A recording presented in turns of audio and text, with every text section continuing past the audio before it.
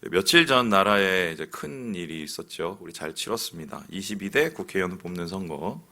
이번 총선에는 특히 이제 초박빙 승부가 많았어요. 이 접전 지역이 엄청 있는데 그 중에 살펴봤더니 그 경남인가요?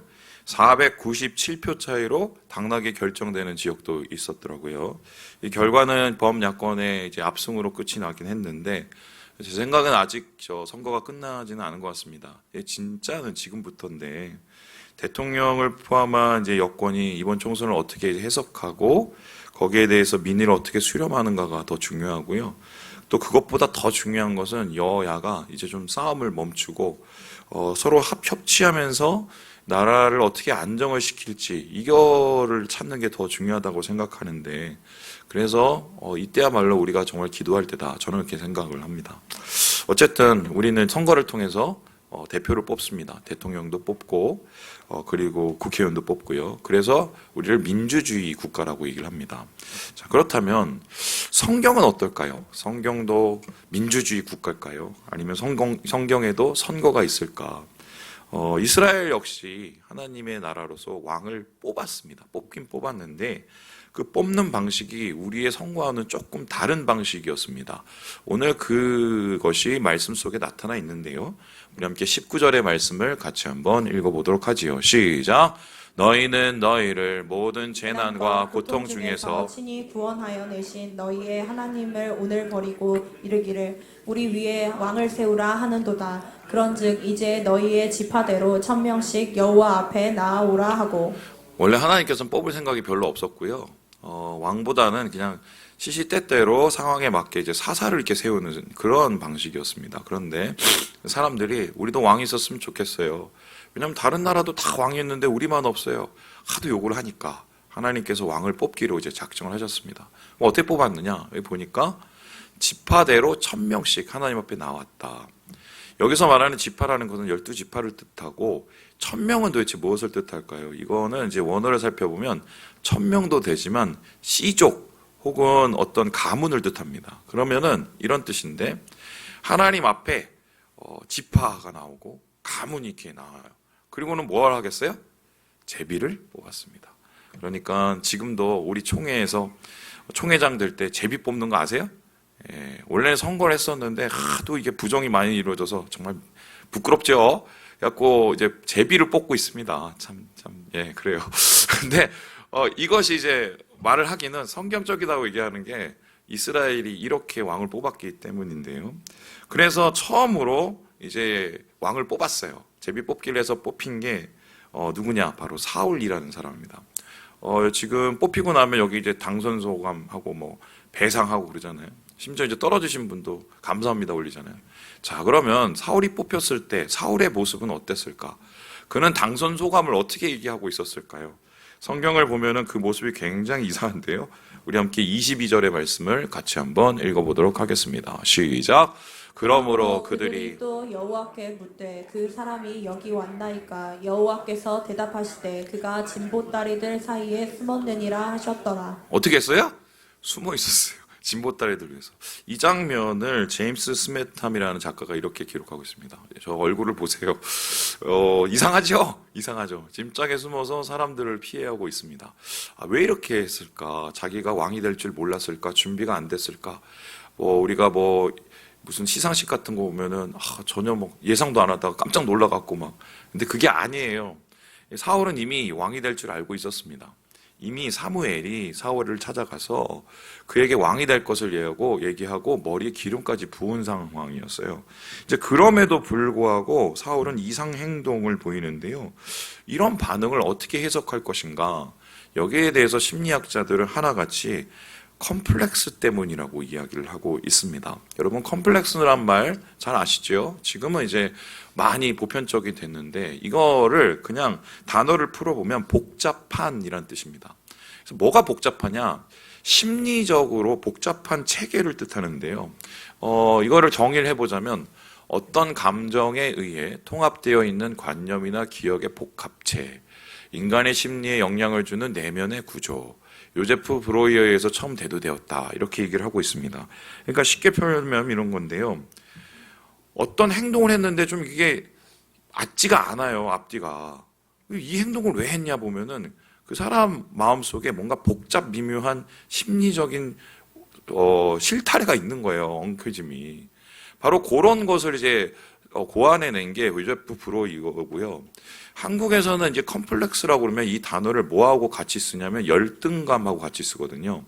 근데 사실 컴플렉스는 여러 종류가 많습니다. 여러분 아시는 뭐 신데렐라 컴플렉스, 뭐 오디푸스 컴플렉스, 뭐 기타 등 피터팬 뭐 많잖아요.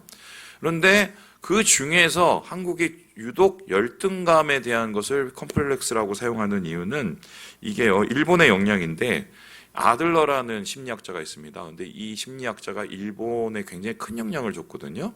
근데 이 심리학자에서 가장 크게 이 컴플렉스에 의해서 얘기하는 게 뭐냐면 열등성 컴플렉스, 그러니까 열등감이었습니다. 그래서 그거를 우리가 그대로 받아들여서 어느 때부터인가 컴플렉스 하면 이 열등감 이렇게 생각하게 된 것이죠.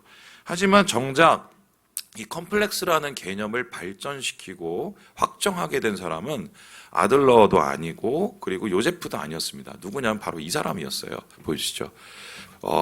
분석 심리학자 칼융이라고 하는 사람이었습니다.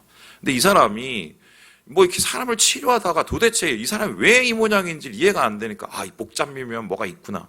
과거의 상처, 과거의 기억, 아니면은 전체 공동체의 문화적인 뭐 이런 것, 그걸 이게 다 이렇게 분석을 하다가 이 컴플렉스의 상황을 어떻게 얘기하면 이렇게 얘기하는데요. 제가 읽어볼게요. 사람들은 자기가 어떤 컴플렉스를 가지고 있는지를 안다. 그러나 컴플렉스가 그를 가지고 있음을 모른다. 이게 무슨 소리냐면, 나는 막 뭐 피터팬 컴플렉스가 있어. 난 신데렐라 컴플렉스 있어. 난 백마탄 왕자를 기다려. 이렇게 우리가 얘기를 할 수 있는데 그게 무슨 가지고 안 가지고의 문제가 아니라 지배를 받고 있다는 거예요. 나도 모르게 나의 행동이 그렇게 지배되어서 나타나게 되었다는 건데요. 바로 오늘 이 사울 역시 자신이 왕이 될 것을 알고도 그 왕으로 선출되는 곳에 숨어 있었다. 이상하잖아요. 그죠? 이러한 이상한 행동이 나온 것은 그의 심리 상태에 있는 복잡 미묘한 뭔가가 엉켜있기 때문이다. 이렇게 생각하시면 되겠습니다. 그렇다면은 이 바울의 컴플렉스, 열등감의 일종인데 그 원인이 도대체 무엇이었을까? 흥미로운 건 사울은 겉으로 보기에는 굉장히 멀쩡한 사람이었다는 겁니다. 그래서 9장에 사울을 이렇게 소개를 하고 있는데요. 우리 같이 한번 읽어보도록 하겠습니다. 시작. 기스에게 아들이 있으니 그의 이름은 사울이요 준수한 소년이라. 이스라엘 자손 중에 그보다 더 준수한 자가 없고 키는 모든 백성보다 어깨 위만큼 더 컸더라. 일단 잘생겼어요. 되게 중요하죠? 정치인이 잘생긴 거. 일단 먹고 가죠. 얼굴이 잘생겨 준수하대요. 그리고 어떻게 해요? 키가 컸대요. 이 당시 뭐 평균 키가 한 뭐 60, 70 됐거든요, 남자가. 그러면 머리가 하나 더 있었다고 하니까 최소 제가 지금 181이에요. 저보다 좀 더 크거나 비슷하거나. 그러니까 이제 특출나게 보였던 거죠. 그 당시의 사람 속에서는. 뿐만 아니라 그의 가문이 뭐냐면은 기스 가문인데 이 가문은 베냐민 지파 속에서는 그대로 유력하다고 알려진 한마디로 조금 잘 나가는 이 가문이었습니다. 그런데 겉으로 보기에는 아무 문제도 없는 이 사람이 어떻게 이렇게 열등감을 가지거나 컴플렉스를 가지고 복잡 미묘한 이상한 행동을 하게 되었을까?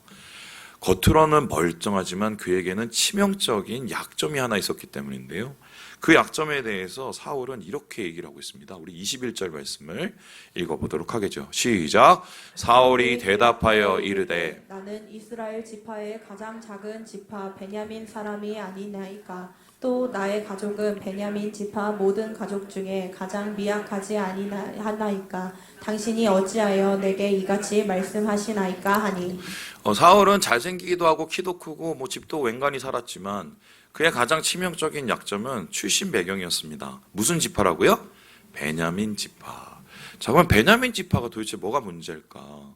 베냐민 지파는 12지파 중에 제일 이 막내 아들이었죠. 그러니까 야곱의 막내 아들이었는데 야곱이 또 사랑하는 아들이었습니다. 그런데 이 12지파 중에 베냐민 지파가 사람들의 비난을 받게 된 건 그것 때문이 아니고요. 사사기 시대의 마지막 때문이었어요. 사사시대 때 민족 상잔의 비극이 이루어지는데 어떤 비극이냐? 베냐민 지파를 11지파가 동시에 와서 이렇게 공격을 합니다. 그 이유가 이 뭐 강간 사건하고 살인 사건이 이제 시작이 되었기 때문인데 결국 그러한 전쟁 끝에 어떻게 됐냐? 다 죽어요. 딱 한 5, 600명 남습니다.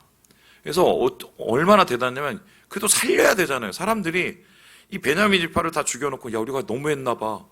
없어졌어. 이거 어떻게 해? 고민을 하기 시작합니다. 그래서 결혼을 시키려고 그러니까 결혼을 아무도 안 하려고 그래요. 누가 하고 싶었겠어요. 그러니까 어떻게 하느냐? 여인들을 위해서 축제를 만들어줘요. 젊은 처자들을 위해서. 그리고는 축제에 그 베냐민 지파 총각들 500명, 600명을 데리다가 보쌈을 시킵니다. 말이 보쌈이지 거의 납치인데요. 이렇게 해서 그냥 가문을 이을 정도로 좀 치욕적인 사건들이 있었어요. 그래 놓으니까 나는 베냐민 지파, 야 왕은 뭐 유다 지파가 되든지 아니면 좀 더 센 에브라임이 되든지 이래야지 무슨 베냐민 지파에서 이런 얘기가 나올 수 있다는 걸 사울은 알고 있었거든요. 그래서 스스로 이미 그 마음속에서 베냐민 지파라는 것 때문에 부담이 되고 작아졌던 것이지요. 자, 그렇다면은 이러한 이상한 행동을 한 사울, 그 후에 어떻게 됐을까? 사실 이 사울의 그 후의 행동은 우리와도 깊은 관계가 있는 게요. 모두가 다 컴플렉스를 조금씩은 가지고 있습니다. 열등감이든 아니면 다른 것이든 간에. 근데 컴플렉스가 꼭 나쁜 것만은 아니에요. 예를 들어서 자기가 어떤 컴플렉스를 가지고 있냐를 알고 그 컴플렉스의 원인이 되는 약점을 보완하려고 그것을 가지고 뭔가 더 발전적으로 생각을 하면 오히려 그 컴플렉스 때문에 우리의 삶의 질이 나아지고 우리의 인격이 더 성장할 수가 있는 계기가 되거든요. 그래서 내가 어떤 컴플렉스를 가지고 있느냐, 사울이 어떤 컴플렉스를 가지고 있느냐, 이것보다 더 중요한 게 이러한 컴플렉스의 원인인 약점을, 그 결핍을 어떻게 대처하고 있느냐가 더 중요하다고 하겠습니다. 그렇다면은 본문에서 이 사울은 자기가 가지고 있는 이 약점, 이 컴플렉스의 원인을 어떻게 대처하고 있었을까요? 살펴보면 한 두세 가지로 정리가 되는데요. 우리 첫 번째 같이 한번 읽어보도록 하겠습니다. 시작. 숨겨라. 약점을 사울은 첫 번째로 어떻게 대처했냐? 숨기는 방법을 택했습니다. 우리 함께 27절의 말씀을 같이 한번 읽어보겠습니다. 시작. 어떤 불량배는 이르되 이 사람이 어떻게 우리를 구원하겠느냐 하고 멸시하며 예물을 바치지 아니하였으나 그는 잠잠하였더라. 예, 역시 사울의 말이 맞았어요. 왜냐하면은 그 중에는 사울을 반기지 않는 사람도 있었습니다. 한쪽에서는 만세, 한쪽에서는 막 불평. 야, 저 인간이 어떻게, 이 사람이 어떻게 우리를 대신해서 싸워줘? 그 베냐민 지파가 말이 돼 이러면서 비난을 하게 된 거죠. 항상 100%의 찬성은 없는 거죠. 그런데 이러한 이 사람이 어떻게 라는 이 말, 그의 마음속에 꽂혔겠죠? 안 그래도 쫄리는데. 근데 그 상황 속에서 사울이 맨 처음에 어떻게 대처를 했다고요? 그는 잠잠하였대요. 자, 그러면 여기서 잠잠하였다는 것을 우리가 어떻게 살펴봐야 되냐?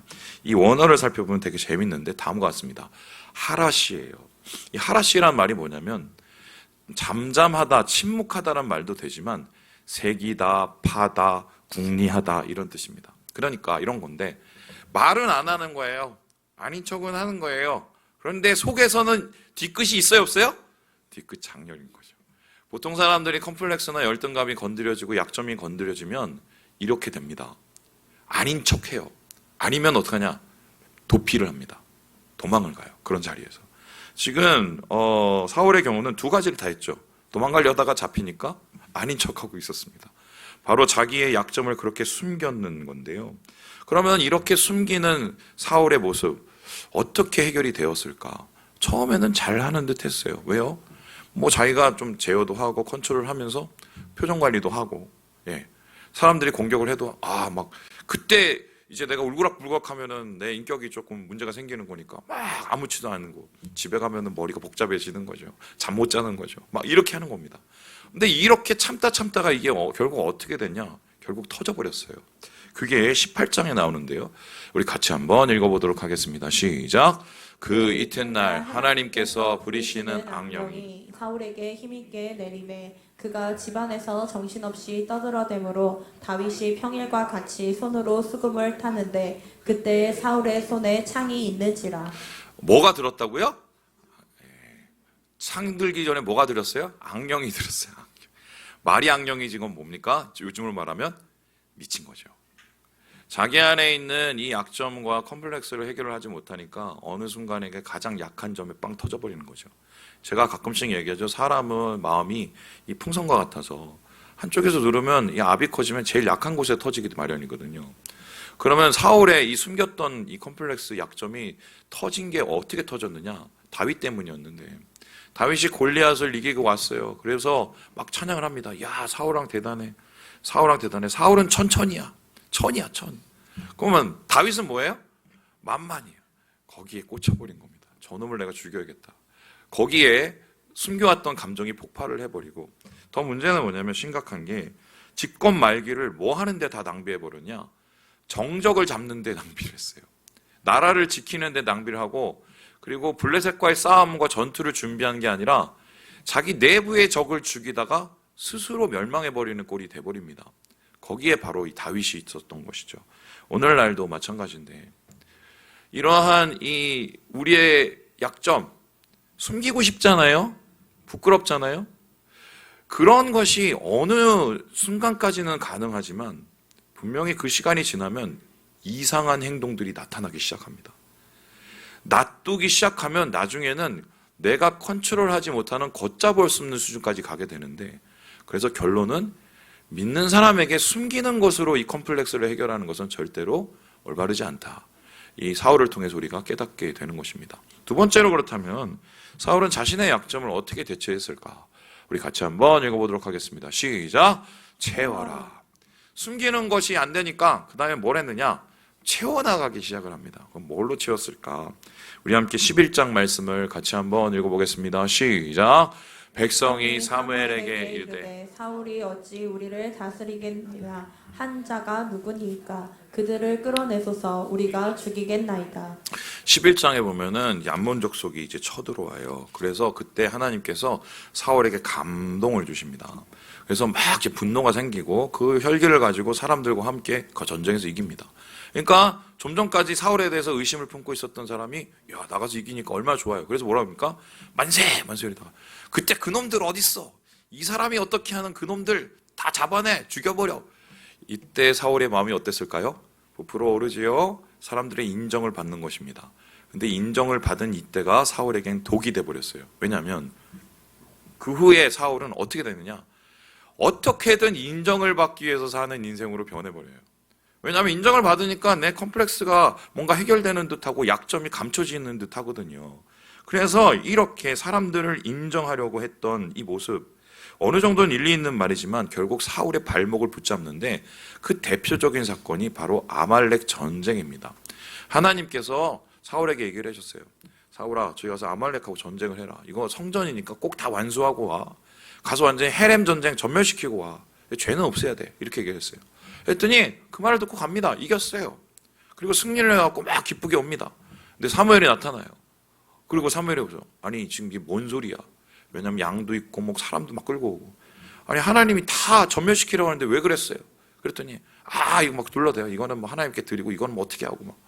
그러다가 하나님의 음성을 전하고 그의 죄를 꾸짖었더니 사울이 어떻게 얘기를 하느냐. 우리 함께 24절 말씀, 15장 말씀을 같이 한번 읽어보겠습니다. 시작! 사울이 사무엘에게 이르되 내가 범죄하였나이다. 내가 여호와의 명령과 당신의 말씀을 어긴 것은 내가 백성을 두려워하여 그들의 말을 청종하였음이니이다. 그러니까 하나님 말씀은 어겨도 되고 사람들의 바람은 어기질 못했다는 겁니다. 그러면 제가 질문해 보겠습니다. 사울이 하나님을 더 두려워합니까? 사람을 더 두려워합니까? 사람이죠. 왜냐하면 인정으로 컴플렉스를 이겨내 보려고 했던 거예요. 오늘날도 이런 일이 있는데 우리가 이상적으로 뭐에 집착하시는 분들이 있습니다. 제가 어제인가 그젠가 아내하고 TV를 보는데 무슨 김창옥 씨가 나오더라고요. 이분 크리스찬인데 제가 이거 보다가 저는 중간에 졸고 막 했는데 저희 아내 이제 보면서 막 울고 막 이러셨어요. 예. 근데 거기에 좀 재미있는 사연이 나와서 한번 소개 좀 보여주시죠. 뭐 한 남편이 나왔는데 이분이 막 쇼핑 중독인 거예요. 쇼핑 중독. 그래서 뭐 안 사는 게 없어요. 옷부터 시작해서 가전제품 그것도 막 지르고 심지어 돈을 많이 벌지도 않는데. 그래서 도대체 참다가 안 돼갖고 아내가 데리고 나온 거예요. 이 인간 좀 어떻게 해달라고. 그랬더니 김창욱 씨하고 얘기를 하다가 이분의 이제 마음속에 있는 쇼핑 중독이 중요한 게 아니라 왜 이걸 하는지가 이제 더 중요하죠. 그걸 살펴봤더니 뭐냐? 이 남편이 어렸을 때 매우 가난하고 그 가난함 속에서 가정을 지켜나가고 자기의 어머니 아버지를 이렇게 복양해야 되는 그런 상황에 있었더라고요. 그러니까 맨날 쫓겨 산 거예요, 마음이. 근데 그렇게 살다가 어느 순간 가정을 가지게 되고 그리고 거기에서 꾸려나가게 됐을 때 보상받고 싶은 거죠. 마음속에서는 계속 그러한 결핍들이 남아있고 약점들이 남아있거든요. 그러니까 어떡합니까? 그런 마음이 올라올 때마다 어떻게 해요? 막 사다 모으는 거예요. 옛날에 사지를 못했기 때문에. 근데 이런 모습들 여러분 주위에 보면 꽤 많이 있습니다. 저는 이런 얘기하면 또 혼날지 모르겠지만 노예 가면 이런 거 가끔씩 봅니다. 목사님들이 한 자리 하려고, 참고로 저는 노회장을 안 하려고 회비를 안 내고 있습니다. 교육자비를 안 내고 있는데, 아이고. 그리고 우리 노예가 왜 갈려졌는지 아십니까?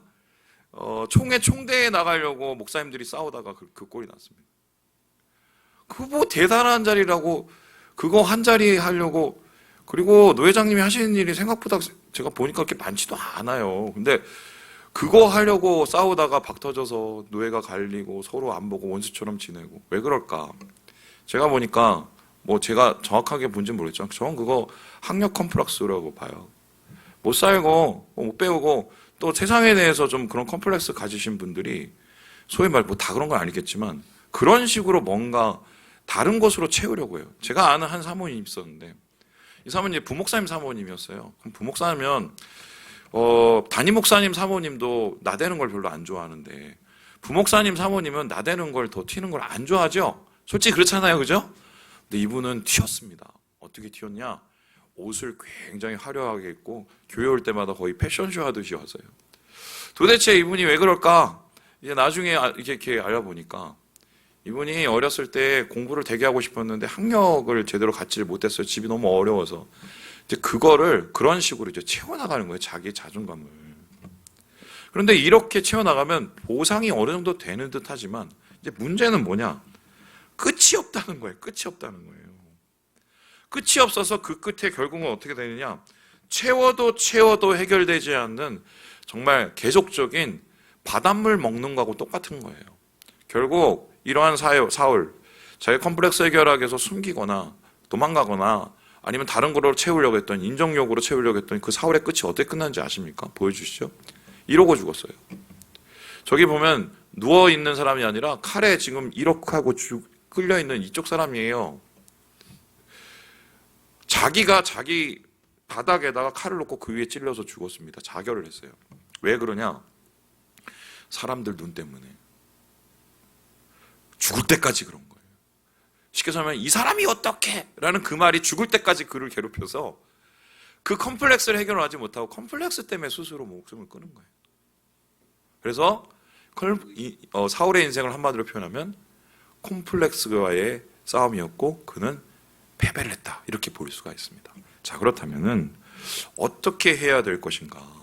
우리 역시 예수 믿지만 이런 컴플렉스에 시달리고 살 수 있는데 그럼 이런 원인이 된 약점을 어떻게 대처하는 게 옳을까? 거기에 대해서 성경은 세 번째 방법을 우리에게 권면하고 있어요. 우리 같이 한번 읽어보도록 하겠습니다. 시작! 자랑하라. 숨기는 것도 최선이 아니고 채우는 것도 한계가 있다고 얘기합니다. 그런데 성경은 뭐라고 그랬냐? 의외의 방법을 얘기하는데 어떻게 하라고요? 자랑을 하래요, 약점을. 이게 말이 되는가? 여러분, 사울은 실패를 했습니다. 그런데 1000년 뒤에 어떤 일이 일어나느냐? 보여주시죠. 다른 사울이 등장을 합니다. 이 사울은 나중에 이름이 바뀌었어요. 누굽니까? 바울이. 사울이 왜 바울이 됐냐? 원래 바울이라는 이름이 헬라에 없기 때문에 바울이 된 거고요. 사울이에요, 원래 이름이. 왜 사울이 이름이겠어요? 사울 왕의 이름을 딴 거예요. 그런데 말은 사울이고 이름은 사울이지만 이 사울은 사울 왕과 같은 인생을 살지 않았습니다. 그는 사실 예수 믿기 전에 굉장히 잘 나가는 사람이었어요. 집도 잘 살고 학력도 높고 그리고 로마 시민권도 있고. 근데 예수 믿고 나서 이 사람이 여러 가지로 힘들어지고 어려워진 사람이었습니다. 그런데 이 사람에게 가장 힘든 게 뭐였냐면요. 한마디로 육체의 가시가 있었어요. 그 육체의 가시가 뭐냐? 사람들은 여기에 대해서 여러 가지 이제 학설이 있지만 제가 생각할 땐 안질 아니면 간질이에요. 왜냐하면 실제적으로 이 바울이 선교 활동을 하다가 개거품 물고 쓰러진 적이 있었거든요. 그러니까 그런 걸 보면 항상 불안과 두려움 속에서 아마 살았을 것이 분명하다. 그런데 이 약점, 치명적이죠. 한번 생각을 해보세요. 제가 오늘 이렇게 말씀 전하다가 갑자기 눈이 뒤로 돌아가고 개거품을 물면서 이렇게 조용히 쓰러져서 한 10분 후에 일어났다고 생각을 해봅시다. 아마 다음 주에 여기 한 절반은 안 오실걸요? 어떻게 목사, 불안하지 않겠어요? 그죠? 그런데 바울은 여기에 대해서 하나님께 어떻게 하냐. 하나님, 제발 고쳐주세요. 아, 이거 진짜 못해 먹겠어요. 어디 가서 제대로 이게 선교 활동도 못하고 이거 뭐예요? 그랬더니 하나님께서 뭐라고 얘기했냐. 좀 바꿀게요. 12장 9절 말씀을 같이 한번 읽어보도록 하겠습니다. 12장 9절입니다. 예, 같이 읽겠습니다. 시작. 나에게 이르시기를 내 은혜가 내게 족하도다. 이는 내 능력이 약한 데서 온전하여 짐이라 하신지라. 그러므로 도리어 크게 기뻐함으로 나의 여러 약한 것들에 대하여 자랑하리니 이는 그리스도의 능력이 내게 머물게 하려 함이라. 약한 걸 어떻게 한대요? 자랑한대요. 오히려 내가 개거품 물고 쓰러진 걸 자랑한대. 이게 말이 됩니까? 너 그거 괜찮은 거야. 하나님이 이렇게 얘기했다는 거예요. 왜 괜찮냐? 말이 안 되잖아요. 근데 하나님께서 말씀하신 게 뭐냐? 내 능력이 어디에서 온전해진다고요? 약한 데서. 사람들이 볼 때는 다 약해서 손가락질하는 거지만 그 약점이 오히려 하나님이 우리를 은혜로 붙드시는 이유가 된다는 겁니다. 저는 이런 경험이 있습니다.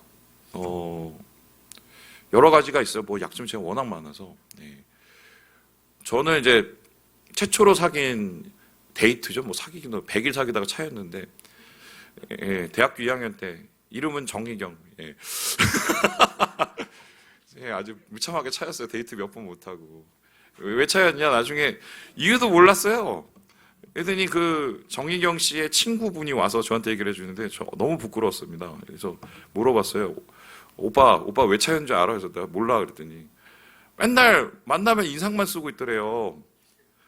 왜 인상을 썼냐? 저는 그때 고민을 했어요. 어떤 고민이냐면 얘가 나에 대해서 다 알면 어떡하지? 왜냐면 우리 집이 엄청 못 사는 집이었거든요. 그리고 우리 집이 아버지 어머니가 맨날 예전에 싸우시고 요즘엔 정말 행복하게 지내시는데 이 정도면 그렇게 얘기해도 별일 없겠죠. 그러니까 막 어렸을 때부터 이게 있어갖고 사람들 앞에서 제가 예전에 눈을 잘 못 쳐다봤어요. 그죠? 그 사람이 나를 알아요? 몰라요. 근데 나만 그래요. 나만 약점을 그냥 안고 살면서. 그러니까 이 친구를 만났을 때 행복하게 잘 지내면 되고 이제 재밌게 지내면 되는데 아이고 얘가 나를 알면 어떡하지? 그러니 당연히 차이죠. 근데 이런 모습이 제 인생의 뒤에도 계속적으로 이어졌어요. 근데 이게 어떻게 해결되는지 아십니까? 어느 순간 제가 치유 세미나 가고 막 기도원 가서 기도하는데 하나님 저한테 그렇게 말씀을 하셨어요. 성민아, 나는 그 모습 때문에 네가 너무 좋아. 네 약점이 난 너무 사랑스러워. 이렇게 말씀하시는 게 막 마음속으로 느껴지면서 제가 그때 뭔가 막 이 감동이 말할 수 없는 감동이. 그게 하나님이 손을 이렇게 어떤 분은 이렇게 만지신 거라는데 그건지 아니면 저 혼자 막 이렇게 감동을 했는지 모르겠는데 막 머리부터 발끝까지 막 쫑긋 서면서 막 울었어요. 내가 이렇게 약점이 있고 부족하고 내 안에 컴플렉스가 있는 걸 하나님이 그대로 사랑하시는구나. 그 다음부터 제가 어떻게 되는지 아십니까? 돌아다니면서 제가 가난했던 얘기, 우리 집 못 살았던 얘기, 우리 아버지 싸웠던 얘기, 또 우리 어머니 막 또 들볶았던 얘기, 이런 얘기 다 하고 다녔습니다. 그러면 애들이 이상하게 쳐다봐요. 그런데 나중에는 다 괜찮아져요. 왜냐하면 지금은 안 그러니까. 그 문제를 하나님 앞에 올려드리고 오픈을 하는 순간 이미 치유가 시작이 되는 거거든요. 약점을 하나님 앞에 올려드리면 약점이 아니라 약점이 돼요. 우리를 치유하는 약점이 돼요. 제가 그걸 경험을 했어요. 지금 4월도 마찬가지예요. 약점이라거든요. 쓰러지면 어떡해? 아니야. 그거는 너를 세우는 약점이야. 내 능력이 거기에 있어. 이렇게 하나님께서 말씀을 하고 있는 것입니다. 그래서 여기에 대해서요, 제임스 스튜어트 이 스코틀랜드 목사님인데요, 이분이 이렇게 얘기하십니다. 우리 같이 읽고 마무리해 보도록 할까요? 시작. 하나님께서는 인간의 강함과 확신의 기초가 아니라 인간의 약함과 겸손이라는 기초 위에 그분의 왕국을 세우고자 하신다. 하나님은 우리가 평범하고 무력하며 자격이 안 되는 존재임에도 불구하고 하신다. 정확히 말하자면 우리가 평범하고 무력하고 자격이 안 되는 존재이기에 사용하신다는 것이다. 하나님이 이스라엘 백성을 택하신 이유는 모든 민족 중에 제일 약한 민족이었기 때문입니다. 하나님이 다윗을 택하신 이유는 모든 형제 중에 제일 약한 형제였기 때문이에요. 하나님이 우리를 택하신 이유도 마찬가지예요. 잘나서 예수 믿었습니까? 우리가 강해서 예수 믿었습니까? 못나고 부족하지만 사랑하셔서 예수 믿게 된 겁니다. 그래서 구원받은 거예요. 그게 변치 않는 사실입니다. 근데 우리는 그 사실 위에서 구원을 받아놓고는 여전히 숨깁니다. 피합니다. 그리고 다른 것으로 채웁니다. 거기서부터 신앙인의 비극이 시작되는 거 아닌가. 말씀을 마칩니다. 약점을 드러내는 순간 그거는 더 이상 약점이 아니에요. 하나님이 고치시는 약점이 되고 주님의 능력이 거하시는 힘이 됩니다. 물론 그렇게 되기까지 두려워요. 남들이 나에게 어떻게 볼까 생각이 막 복잡해집니다. 그런데 생각을 해보세요. 베드로가 바다 위를 걸었던 건 한 발을 먼저 내딛었기 때문이에요. 주님 바라보고. 그랬었을 때 그 베드로에게 놀라운 역사가 일어나지 않았습니까? 말씀을 마칩니다. 사랑하는 여러분, 우리도 약한 사람들이에요. 하지만 주님이 그 약점을 사랑하십니다. 주님 안에서 약함을 자랑하며 하나님이 주신 치유의 역사를 누리시는 우리 사랑하는 모든 형제 자매들 되시길 주님의 이름으로 축원합니다.